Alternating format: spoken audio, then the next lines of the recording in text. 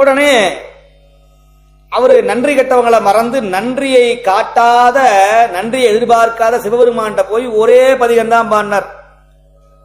சலம்பூவோடு தூபம் மறந்தறிய தமிழோடு இசைப்பாடல் மறந்தறியேன் நலம் தீங்கிலும் முன்னை மறந்தறியேன் உன்னாமம் என்னாவில் மறந்தறியேன் மறந்தறியேன் உளந்தார் தலையில் பலி கொண்டு உழல்வாய் உடலுள்ளொரு சூனை தவிர்த்தருளாய் அலந்தே அடியேன் அதிகை கெடில வீரட்டான துறை அம்மானே வீரட்டான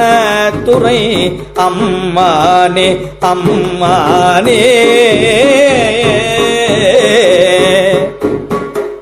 நலம் தீங்கிலும் உன்னை மறந்தறியேன்னு ஒரு வார்த்தை தான் சொன்னாரு. ஏப்பா நீ 40 வருஷம் எங்கேயே உழைச்சி விட்டு இன்னைக்கு வந்து நான் உனக்கு உண்மையா இருப்பேங்கிற நீ நம்பிக்கை எப்படி நம்புறது அப்படின்னு சிவபெருமான் கேட்டுக்கணும்ல.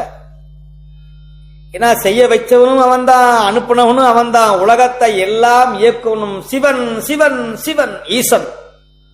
அவனுடைய உத்தரவில்லாம ஒரு அணு கூட அப்படி